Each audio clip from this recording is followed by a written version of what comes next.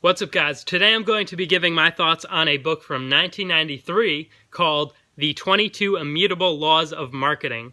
Now, I actually read this book a little over a week ago, and I tried to make a video, and I just kept coughing uncontrollably, and I'm still kind of sick, so we'll see how it goes, and I'll try to do the best I can, but this isn't exactly fresh in my head, so some things I may leave out. Now, before I get started, I want to thank my subscribers. I have 40% more when I'm posting this video right now than I did when I posted my last video, so that's awesome. Please subscribe if you haven't already. I'm going to post a new video every week, a new book review, book summary, something like that, and try to give a lot of information. So this book was interesting because it's a marketing book about the Immutable Laws from 1993. Now, obviously, the way things are marketed changed so much from 1993 to 2019 when I'm recording this video. The whole landscape, everything's completely different. You're marketing on digital rather than, TV. So many things have changed. So for them to call these laws immutable, they would have to really stand the test of time. And one in particular did not. It completely got destroyed and proven wrong. The rest were pretty much right. And everything really came down to one concept. There was one concept that was really the strongest in the whole book. And that's that you have to be first. First at something. As broad a category as you can. But if you can't get the broadest category, be first in a special way. So the first example they give is who was the first person to fly across the Atlantic in an airplane? Now, either you know the answer, or you've heard of this man, Charles Lindbergh. Now, if we were to ask you who is the second person to fly across the Atlantic Ocean in an airplane, you probably wouldn't know. And the crazy thing is, he actually did it faster and on less fuel, and pretty much a little bit better in every way. And his name was Burt Hinkler. Nobody's ever heard of Burt Hinkler. He wasn't the first. Now, to emphasize this point even more and show where, well, I'll just let you answer this question. So, who is the third person to fly across the Atlantic Ocean in an airplane? Now, you're probably thinking, well, I knew the first, maybe, and what are the chances I'm going to know the third if I didn't even know the second? But the thing is, you do know the third. You actually might know the third more than you know the first, because the third was Amelia Earhart. Amelia Earhart was the first to do it as a woman. And so that was even more impressive than the first man doing it, to some degree. Because, not because a woman is different or anything, but back then it was thought of that way. And, I mean, a multitude of different reasons, but it all comes down to the fact that she was first in her own way.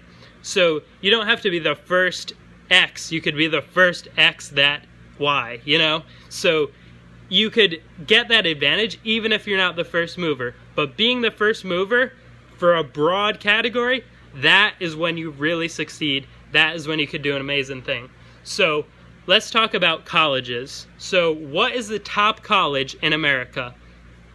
Leading college. She says leading and first can often be used interchangeably. So what is the leading college in America? What is the first college in America? It's the same answer. The answer that most people would say for leading is Harvard. The answer that you would say for first, you could look it up, it's Harvard. Now, what was the second college in America? That was, I believe, Williams and Mary or something like that no one's ever heard of. They're still operating, but nobody's ever heard of them because they weren't the first. Therefore, the chances that they will be leading are much lesser. Now, something good they do that they're commended for in the book is they say that they are the second college in America. They concede the first ground off to Harvard because back then, the records weren't exact, and you could make an argument like we were the original. No, we were the original. But they basically say, yeah, Harvard, we're second. And that's what you should do. That's the correct plan of action to do in second place. And then he brings up this famous example, which I've read in a lot of books, where it's Hertz and Avis. Hertz is number 1, Avis is number 2. So what does Avis say as their slogan? They say in their ads, we're number 2, so we try harder. And he says that people actually have this, like a hierarchy in their heads, and he calls it a ladder. So on the top rung of the ladder, everyone had Hertz. Hertz is number 1. Then on the second rung, they have Avis. Now, if Avis were to say, we're the best, and we're like at the top of your ladder, essentially, the people who have Avis at the second part of the ladder will not change their mind. He says changing people's minds in that way is the most wasteful activity that humans do outside of government. So all those marketing dollars you spend trying to change what rung of the ladder people see you as being on, that's the wrong concept. You have to acknowledge that you are the second.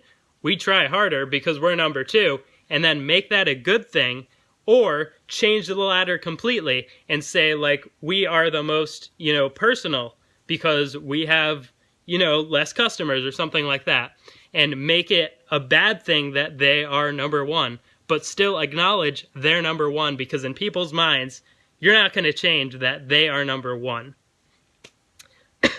Now, I want to give a few more examples of how someone was the first and someone was the leading, or how someone captured a word and, the other company had to take the opposite position.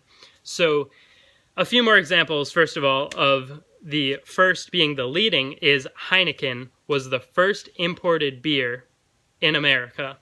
And it's funny because he actually says at the time of writing the book, which was 1993, there were over 300 imported beers in America.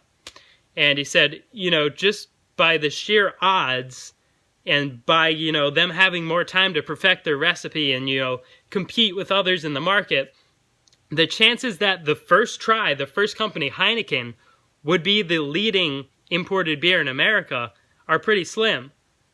But it turns out that just the fact that it was the first and it was good enough made it the leading company. Now, you have Coca-Cola and you have Pepsi. That's a real dichotomy there. You have Pepsi, who, let's first start with Coke, actually. Now, Coke was the first, so they call themselves the original. They're the classic. Pepsi can't say, like, we're the original Pepsi. They could say that, but they can't really say, like, we're the original cola, rather. So Coca-Cola can be like, we're the original cola.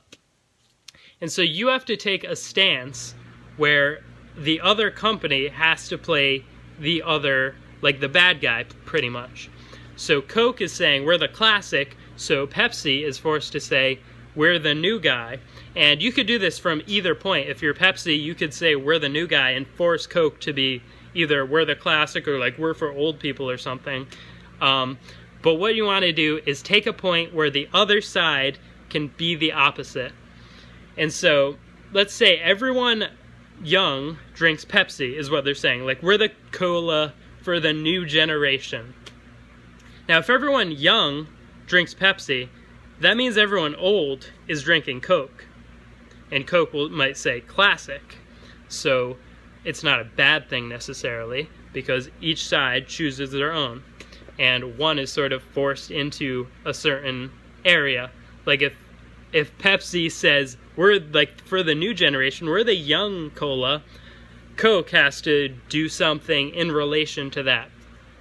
But anyway, if one's for young people and one's for old people, who's left? There's really no one left, because you're taking two sides that are like 50-50 essentially. So all young people drink Pepsi, all old people drink Coke, therefore nobody drinks Crown Cola or Royal Cola or whatever was the number 3 at that time, which had like 3% market share, and the other ones were devouring the other like 90%, and then they're just small players throughout the market. So You want to make that dichotomy on purpose, and then that's how you really gain traction, and you advertise that yours is better. Like you pick either young or old, and then your advertising goes into, cola with this being better. Cola for young people or something like that. And that's what you try to push and try to teach the public that it's better. Like Coke's position isn't really understandable to a lot of people, where they would be like, oh, we're the old people thing. No, they have to change it and make it like we're the classic thing. We're the real one. Like when you're ready for the real one, come to us. And so what they did one day is another classic example. They made New Coke. Now, they start selling New Coke, but before they do that, they have 200,000 taste tests where everyone ranks what's best between New Coke, Coke Classic, and Pepsi. Now, basically every single time, the results are pretty clear, where Coke Classic is the worst, Pepsi is in the middle, and New Coke tastes the best, proven by 200,000 experiments, basically. And so what happens is they roll out New Coke, and all of a sudden, they're not the first anymore. Therefore, New Coke is not the leading cola, because they're not the original. Coke Classic continues to sell better than Coke, New Coke, 15-1. So 15-1 people are buying the classic, the original, rather than the new one, which it's been proven they prefer the taste of. So it's pretty crazy how powerful it is to be the first. And he actually says you have to be the first to be in people's minds. Being the first to market is very important, but technically it's possible to be the first just by getting in people's minds before the other, the competition has the chance to get to market. So you have to be first in some way. And now I'm going to move on to how he talks about the sort of owning a word, where Mercedes owns engineering, and then no one else can be like, we're the best at engineering, and that really gives them their niche. Volvo is the best at safety, and they basically own the word safety, and so no one can take safety away from Volvo. And owning a word is the opposite of what I was talking about earlier with creating a dichotomy. It's where you are the only one that has that. Like, you're the one that comes to mind when they think of that, and it doesn't necessarily have a good alternative, or an alternative that most people would go after. For example, Volvo being safety might be challenged by like Lamborghini being like fun and speed, but really you still want the safety, and that's different from how Pepsi might be for young people and Coke might be, the original for classic people. You don't want to be like those crazy young people drinking their new stuff. You want to be with the classic one. And so that's sort of different, where you're owning a word in this case. Now let me just see if there's anything I missed, because it has been a while. All right. So, when there's a negative, you have to embrace it.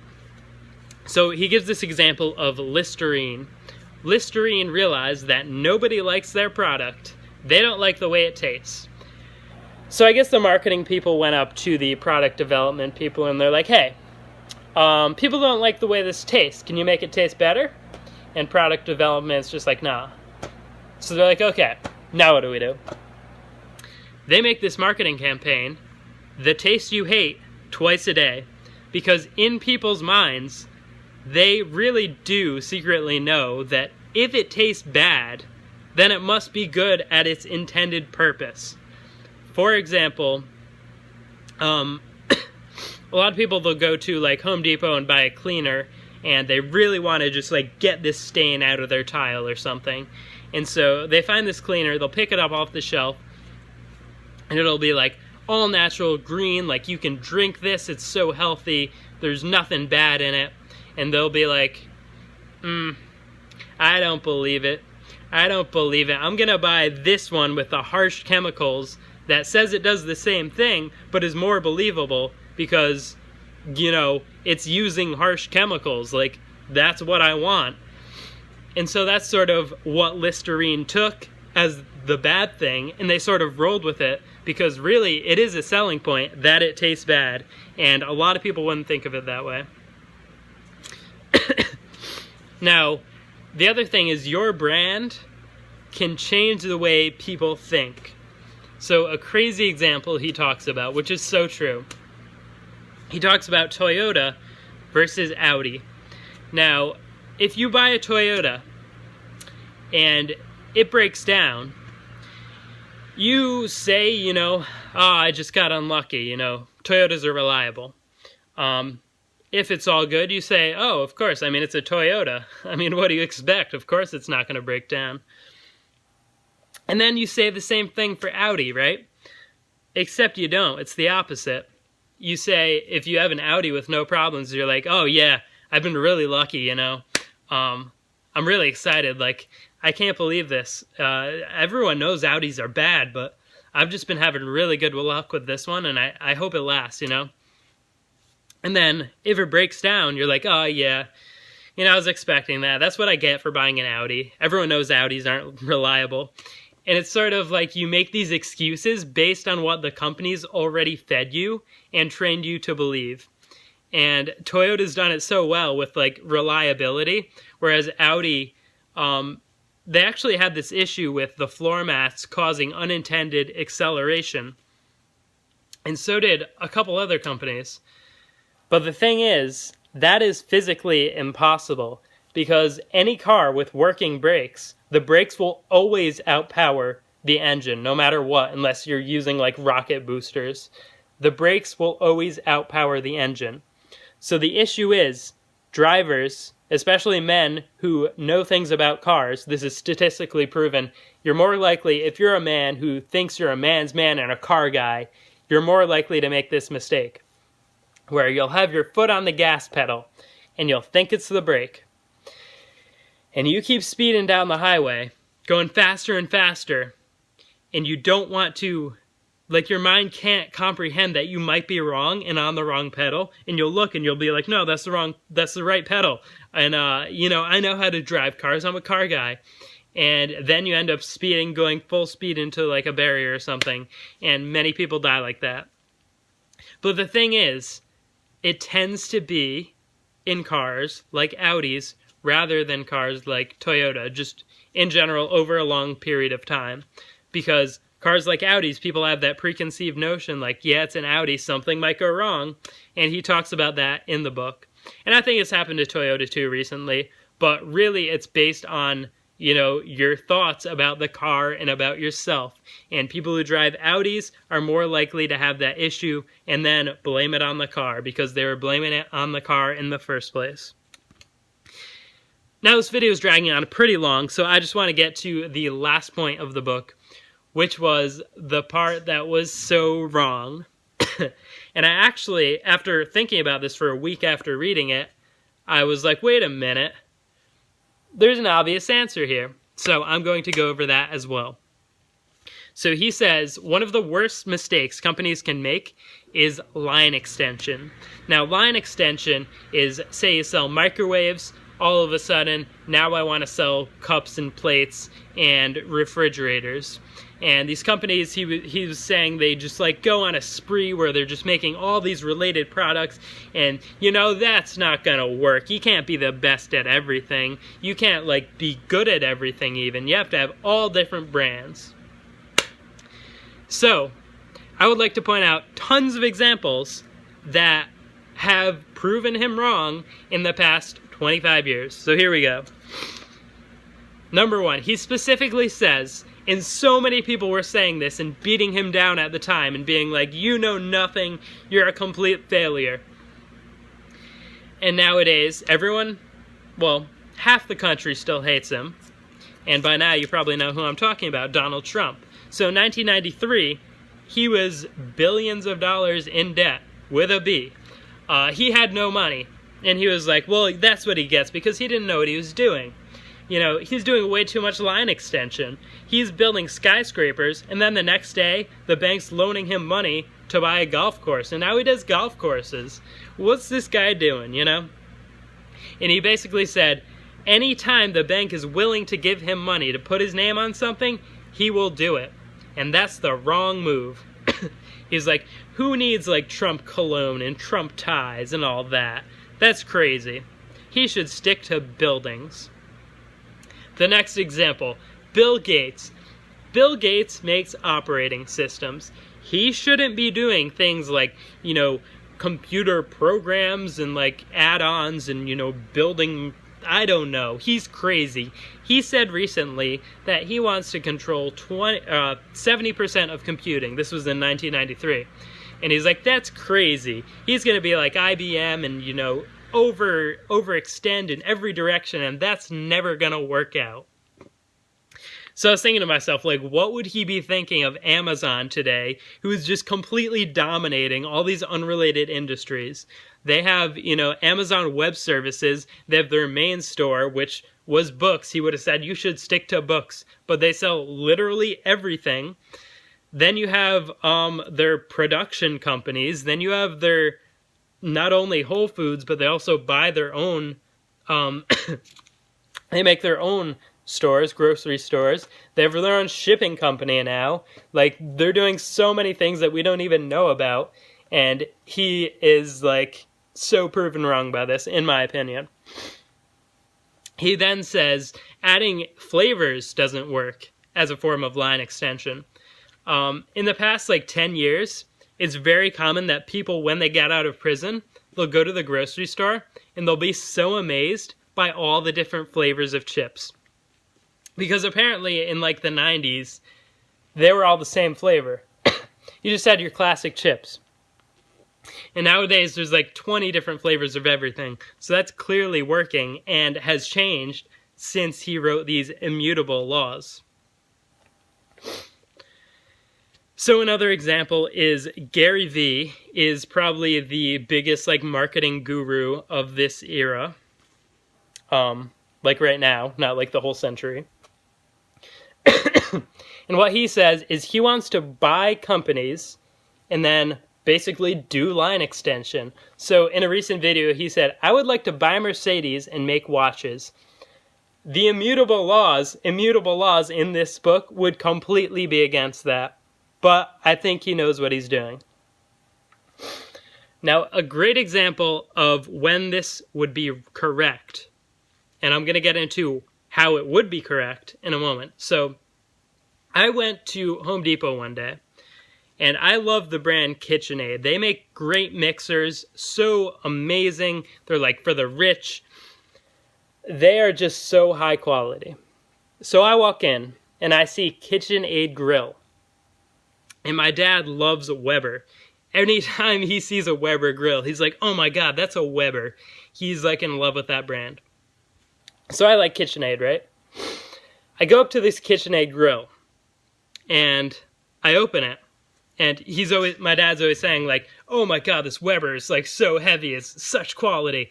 So I go up to the KitchenAid, I'm like, watch this. And it's the flimsiest steel I've ever seen. So anyway, very low quality, cheap prices as well. And this got me thinking about how line extension can be a bad thing. Now, I think the rule for line extension is that you have to stay within the same quality level.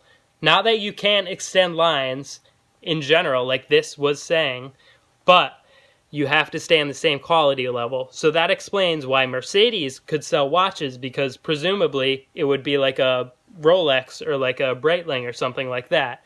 Mercedes would be a name just like that in watches.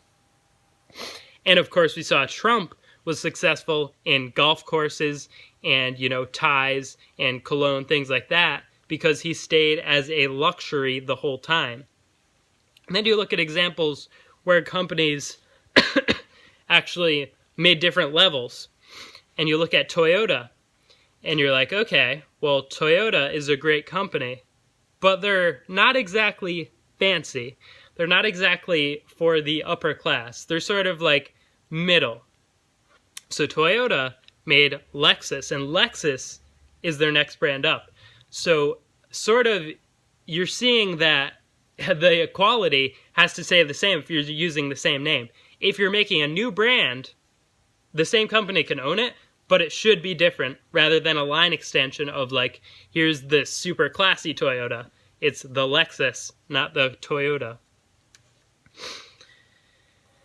And then another example would be if you're lower class or like average, and then you try to be really fancy, like who's going to buy a $500,000 car from Walmart? No matter how good it is, if it's the Walmart 500, it's really not going to sell as well as if it were some random name. But at the same time, the Walmart, I don't know, the Walmart brand of something, people are going to be like, oh, that's a good deal if they see it in Walmart. But I do know for a fact Walmart has brands like White Stag for their clothing because people don't want to wear Walmart clothing because clothing is not an item that would work well as a line extension from Walmart. And you see that with Costco with their Kirkland brand, things like that. And even Kirkland is now a bad brand because people know it's Costco. And that's pretty much everything I wanted to go over from the book. I'm sure I missed some things. It's been over a week since I read it. But I hope that you enjoyed this video. And please, if you made it all the way through, please subscribe. Leave a like and a comment. I'll respond to 100% of my comments. And thank you so much for watching.